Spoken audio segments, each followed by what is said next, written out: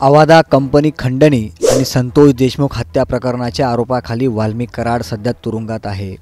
CID आणि SIT या हत्या प्रकरणाची कसून चौकशी करतायत। दरम्यान वाल्मिक कराडची तुरुंगात मस्त मैफल रंगत असल्याचा खळबळजनक आरोप राष्ट्रवादी शरद पवार गटाचे आमदार जितेंद्र आव्हाडांनी केला आहे। जितेंद्र आव्हाडांनी नेमका काय आरोप केला आहे? कराड बीड जिल्हा कारागृहात खरंच मैफिल जमवतो का? या प्रश्नांची उत्तरं या व्हिडिओतून जाणून घेणार आहोत। त्यासाठी हा व्हिडिओ शेवटपर्यंत पहा आणि टाइम्स नाऊ मराठीला लाईक, फॉलो आणि सबस्क्राईब करायला विसरू नका।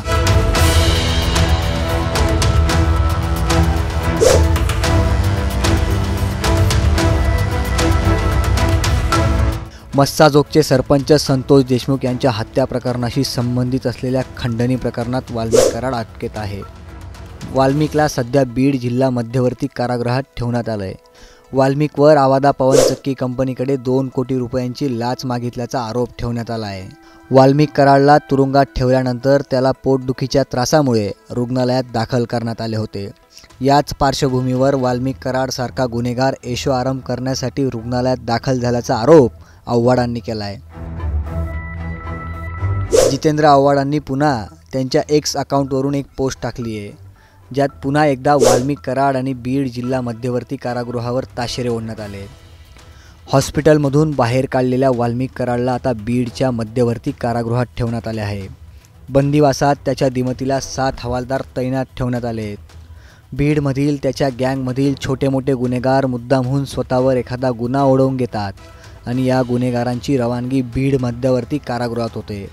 बीड कारागृहात ते आपोआप वाल्मिक कराडच्या जवळ पोहोचतात आणि मग रात्री मस्त मैफिल रंगत असते।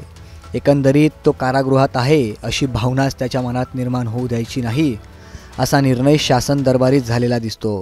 बाकी महाराष्ट्रात आजपर्यंत असं कधी बघितलेलं नाही की कायद्याने जामीन नाकारलेल्या इसमाला एवढे हवालदार दिमतीला तैनात केले आहेत। अर्थात तो वाल्मिक कराड आहे। वाल्मिक खडा तो सरकार से बडा, थोडी तरी लाज बाळगा।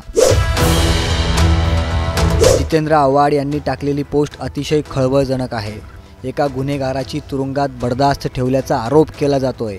वाल्मिक कराड हा मंत्री धनंजय मुंडेंचा निकटवर्ती असल्याने त्याला स्पेशल ट्रीटमेंट मिळत असल्याचा आरोप आव्हाडांनी केला आहे। तर त्याच्या दिमतीला 7 पोलीस हवालदार असल्याचंही आव्हाडांनी ट्विटमध्ये म्हटलं आहे। या सर्व प्रकरणाबाबत चौकशी होईलच, पण जितेंद्र आव्हाडांनी केलेल्या आरोपांवर तुमचं मत काय? आम्हाला कमेंट करून नक्की सांगा।